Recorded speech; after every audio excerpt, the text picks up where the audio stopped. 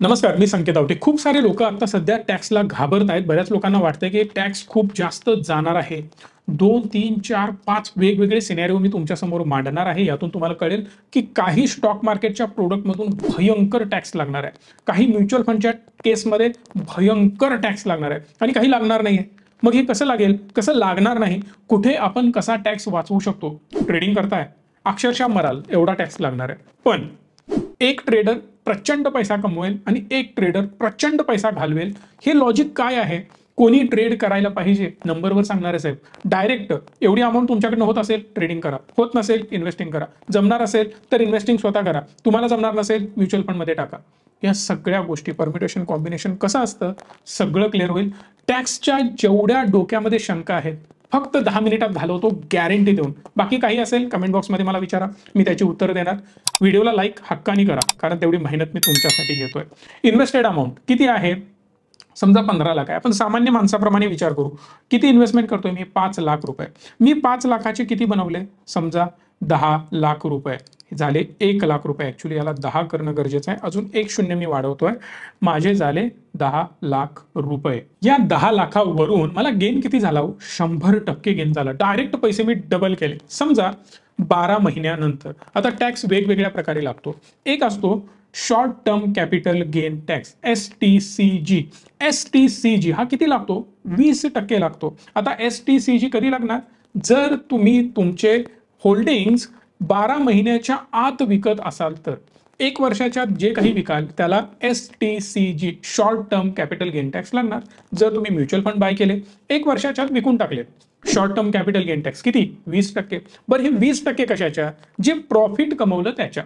1 लाख रुपये इन्व्हेस्ट केले, त्याचे 1,20,000 रुपये झाले. 1,20,000 झाल्यानंतर गेन किती झाला? 20,000 रुपयांचा. म्हणजे मला प्रॉफिट झालं 20,000 रुपये. या 20,000वर 20% टॅक्स लागणार, म्हणजे 4,000 रुपये तुम्हाला टॅक्स भरावा लागेल. बऱ्याच लोकांना वाटतं की 1 लाख इन्व्हेस्ट केले, त्याचे 1,20,000 झाले, आता 1,20,000वर 20% भरावे लागतील. हा गैरसमज आहे. बिलकुल एवढी मोठी म्हणजे 44,000 वगैरे अमाऊंट भरावी लागत नाही. कारण जे 1 लाख तुम्ही इन्व्हेस्ट करताय ते ऑलरेडी तुम्ही टॅक्स भरलेले 1 लाख रुपये, राईट? सो त्या अमाऊंटवर डबल टॅक्स लागत नाही. इथपर्यंत कन्सेप्ट क्लिअर झाली आणि that is called short term capital gain tax. यानंतर एक टॅक्स असतो long term capital gain tax. याच्या एक्झॅक्ट ऑपोजिट इथं स्क्रीनवर तुम्ही बघू शकता. याचा पिरियड काय असतो? जर मी ती सिक्युरिटी, जर तो स्टॉक होल्ड करतोय 12 महिन्यापेक्षा जास्त, 1 वर्षापेक्षा जास्त जर मी त्याला होल्ड करेन आणि 1 वर्षानंतर विकून टाकेन, that is called long term capital gain tax. हा long term capital gain tax किती लागतो साहेब? तर हा टॅक्स असतो अप्रॉक्सिमेटली 12.5%. आता 12.5% तुम्ही टॅक्स पे कराल. इथं तुम्ही 20% पे कराल. आता याला डिफरन्स काय आहे? हा 20% आणि हा 12.5%. तर शॉर्ट टर्म मध्ये जे आपण बाय करतो, सेल करतो, याला स्पेक्युलेशन मानलं जातं. याचा अर्थ तुम्ही पटपट रॅली कॅप्चर करताय आणि फास्ट पैसे कमवताय. जर फास्ट पैसे जास्त कमवताय तर सरकारला देणं बंधनकारक आहे. आधी हा 15% होता. आता परवाच्या बजेटमध्ये 2024च्या परत याला डायरेक्ट 20% करून टाकण्यात आले. Long term capital gain tax हा 10% होता, त्याला 12.5% करण्यात आलेला आहे. आता याच्या पुढे अजून एक गोष्ट असते, एक्झम्पशन. एक्झम्पशन किती असतं? 1.25 लाख रुपये. 1,25,000 रुपये तुम्हाला इथं एक्झम्पशन मिळणार आहे. म्हणजे जर तुम्ही 1 वर्षानंतर ज्या काही क्वांटिटी तुम्ही विकाल, पैसे तुम्हाला मिळतील, त्यामधले पहिला 1.25 लाख रुपये वजा केले जातील. दॅट मीन्स जर तुम्ही 1 लाख रुपये कमवताय प्रॉफिटमध्ये आणि 1 लाखाच्या ऐवजी तुम्हाला एक्झम्पशन इथं 1.25 लाख रुपये मिळतंय, तर तुम्हाला टॅक्स भरायची गरज नाही. तुमचं नेट प्रॉफिट 20,000 आहे, तर टॅक्स भरायची गरज नाही. जेव्हा तुमचं प्रॉफिट 1.5 लाख रुपये होईल, त्यातले 1.25 लाख रुपये मायनस होतील आणि 25,000वर तुम्हाला टॅक्स भरावा लागतो. म्हणजेच 25,000 तुम्हाला पुढे जाऊन जो काही टॅक्स लागेल त्यावर तो तुम्हाला भरावा लागणार आहे. ही क्लिअर गोष्ट तुम्हाला कळाली असेल. आता याचं कॅल्क्युलेशन कसं होतं? 5 लाख रुपये इन्व्हेस्ट केले, त्याचे झाले 10 लाख रुपये. आता जसे हे माझे 10 लाख रुपये झाले, मला गेन झाला 5 लाख रुपयांचा 100% प्रॉफिट. चला देव पावला.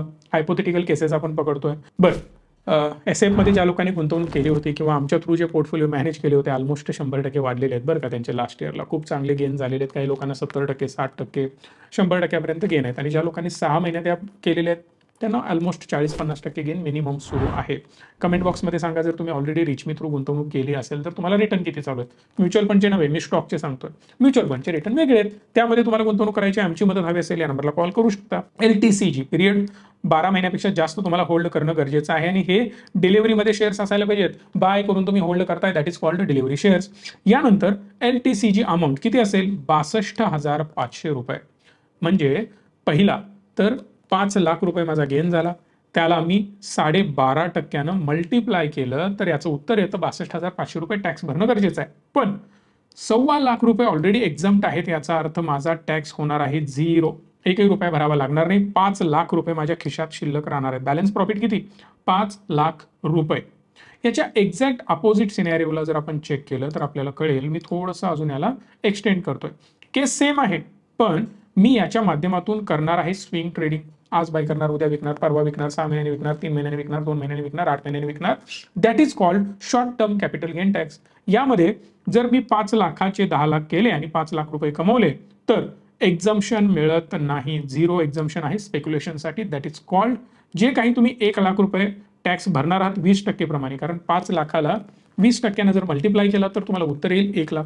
तर हे 1 लाख रुपये तुम्हाला टॅक्स भरावा लागेल. जे 5 लाख रुपये तुम्ही प्रॉफिट केलं त्यातनं 1 लाख वजा होतील, खिशामध्ये शिल्लक राहणार 4 लाख रुपये. आता मजेदार गोष्ट काय, इथं जर मी त्याला 1 वर्षापेक्षा जास्त होल्ड केलं असतं तर 5 लाख रुपये राहिले असते, पण आता शॉर्ट टर्म कॅपिटल गेनमुळे 4च लाख खिशामध्ये शिल्लक राहणार. मग यामध्ये मला एक उत्तर तुम्हा लोकांना द्यायचं आहे. ज्ञान मी देतच राहणार मध्ये मध्ये, कारण याचा खूप उपयोग होणार आहे मला माहिती आहे. बऱ्याच लोकांचा प्रॉब्लेम हा असतो की ज्यांनी आमच्याकडे इन्व्हेस्टमेंट केली आहे. 1 वर्षापूर्वी आम्ही खूप जास्त बायसेल करत होतो. रिझन बिहाइंड दॅट की मार्केटमध्ये थोडासा डाऊन ट्रेंड सुरू होता. एक्झॅक्ट 1 वर्ष मागेचा मार्केट वर गेला आणि परत खाली यायला सुरू झालं होतं. 6 महिने मार्केटने त्रास दिला.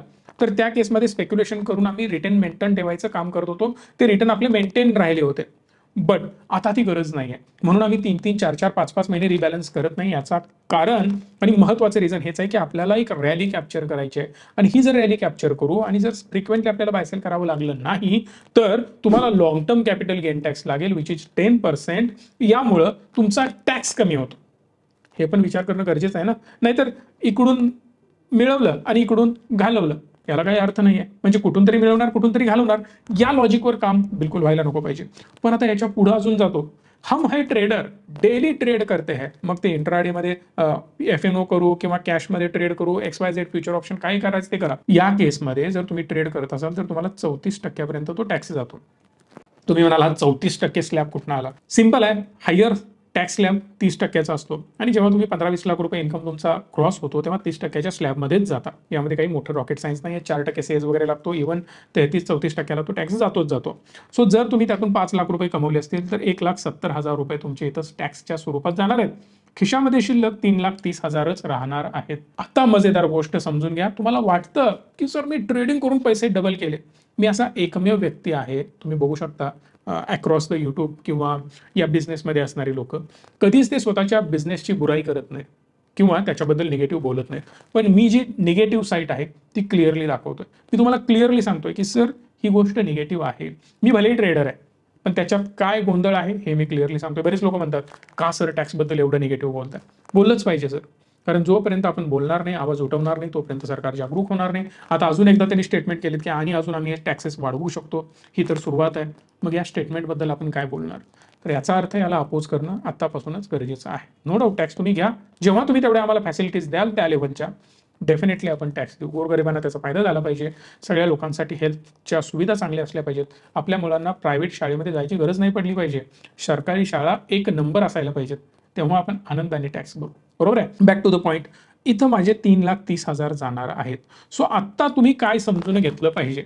पहिली गोष्ट तुम्ही समजून घ्यायची, जर तुम्ही इन्व्हेस्टिंग करत असाल तर अप्रॉक्सिमेटली काय गेन मी करू शकतो. जर मी स्विंग करत असेल तर मी आजपर्यंत किती गेन केला. जर मी ट्रेडिंग करत असेल तर मी आजपर्यंत किती फोलिओ वाढवला. जर मी इन्व्हेस्टिंग करून 1 वर्षात पैसे डबल करतोय तर स्विंग करून डबल करायची गरज काय? तर तेच ट्रेडिंग करून डबल करायची गरज काय? मूर्खपणा मानेन मी याला.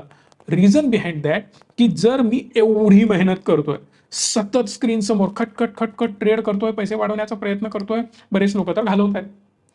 मग जर मी प्रॉपरली इन्व्हेस्टिंग करून एवढं कमवू शकत असेल आणि निवांत टेन्शन फ्री राहून, भले तुम्ही आमच्याकडे इन्व्हेस्टमेंट केली असेल, आमच्या थ्रू तुम्हाला चांगले रिटर्न मिळाले असतील, कसेही मिळो, पण ते तुम्हाला मिळाले ना, जर तुम्ही तेवढं कमवू शकताय तर मग ट्रेड करायची गरज नाही आहे. पण जर तुम्हाला वाटतं की मी इन्व्हेस्टिंग करून फक्त पैसे डबल करू शकतो 12 महिन्यात, 13 महिन्यात, 15 महिन्यात किंवा 2 वर्षात, पण ट्रेडिंग करून मी 4 पटीनं करू शकतो, then you can go for the trading.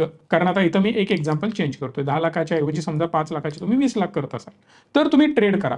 इथं तुम्ही 9,90,000 रुपये शिल्लक ठेवताय. लास्ट टाइम इथं ज्यावेळी मी फक्त 10 लाख करत होतो त्यावेळी माझे इथं 5 लाख शिल्लक राहायचे. पण जेव्हा मी याचे 20 लाख करतोय इकडे मला 9 लाख रुपये शिल्लक राहत आहेत ट्रेडिंगच्या माध्यमातून. जर तुमचा ROI return on investment more than 100% minimum per year म्हणतोय मी जात असतील तर तुम्ही डेफिनेटली ट्रेडिंग करू शकता. दॅट मीन्स महिन्याला मिनिमम 10% फोलिओ तुमचा वाढायला पाहिजे तरच तुम्हाला तेवढा चांगला गेन होऊ शकतो. अदरवाईज कुठल्याही प्रकारे ट्रेडिंगच्या नादी न लागलेलं चांगलं. हे माझं झालं स्पष्ट मत. स्पेक्युलेशन म्हणजे ट्रेडिंग, मग ते ट्रेड करा किंवा स्विंग करा, दोनही केसमध्ये जर तुम्ही तेवढे चांगले गेन करू शकत असाल तर याच्या नादी लागलेलं कधीही फायद्याचं ठरतं. त्यामुळे आता तुम्हाला ठरवायचं आहे की तुम्ही कुठल्या बेसवर पुढे जाणार आहात. ट्रेडिंग शिकायचं असेल, व्यवस्थित शिकायचं असेल तर डेफिनेटली तुम्ही आम्हाला कॉल करू शकता. शिकवण्याची जबाबदारी माझी. हा नंबर आहे. व्यवस्थित नॉलेज मी प्रोव्हाइड करतो आणि कुठली गोष्ट नॉलेज घेऊन केलेली चांगली, म्हणजे तुम्हाला कळतं की बाहेर कुठं पडायचं आहे.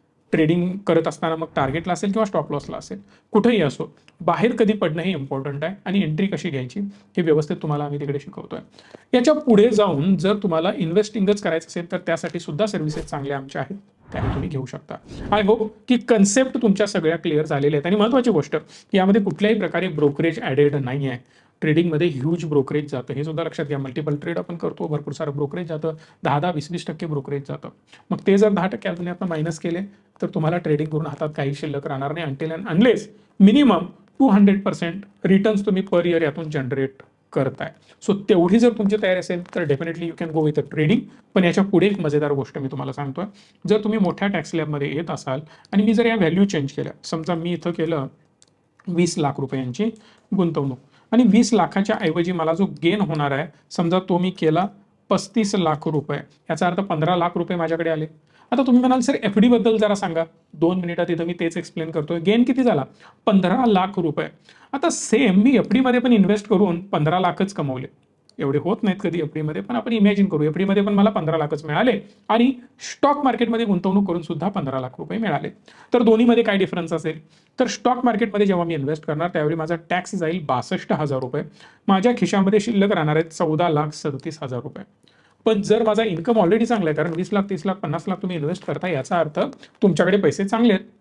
या केसमध्ये ही सेम स्ट्रॅटेजी ॲप्लिकेबल होते FD वर सुद्धा, कारण तुम्ही 34% स्लॅबमध्ये येता आणि FD वरच्या रिटर्नवरून सुद्धा तुम्हाला 34% टॅक्स पे करावा लागेल. दॅट इज 5,10,000 रुपये टॅक्स लागणार आहे आणि इथं फक्त आपण 62,000 भरलेला आहे. खिशात राहणार आहेत 9,90,000 आणि इथं ऑलमोस्ट 14.5 लाख. हा डिफरन्स आहे दोन्हीमध्ये. बरेच लोक म्हणतात टॅक्स वाढला म्हणजे आता FDच्या नादाला लागायला पाहिजे, स्टॉक मार्केट बंद करू. कधीही नाही. हा डिफरन्स आहे. आणि दोन्हीकडे रिटर्न कधी सेम मिळतात का? बिलकुल नाही. स्टॉक मार्केटमध्ये कधीही डबल, ट्रिपल, 4 पटीने रिटर्न मिळतात ॲज कम्पेअर टू FD. हे सुद्धा तुम्हाला माहिती आहे. त्यामुळे कधीही बेस्ट ऑप्शन आहे आपल्याकडं स्टॉक मार्केट इन्व्हेस्टिंग. मग ते म्युच्युअल फंडमध्ये करा किंवा स्टॉकमध्ये करा. काहीही मदत हवी असेल इन्व्हेस्टिंग रिलेटेड या नंबरला कॉल करा आणि चॅनलला सबस्क्राईब करा आणि बेल आयकॉन खूप महत्त्वाचे आहे. धन्यवाद. Stay tune and stay positive.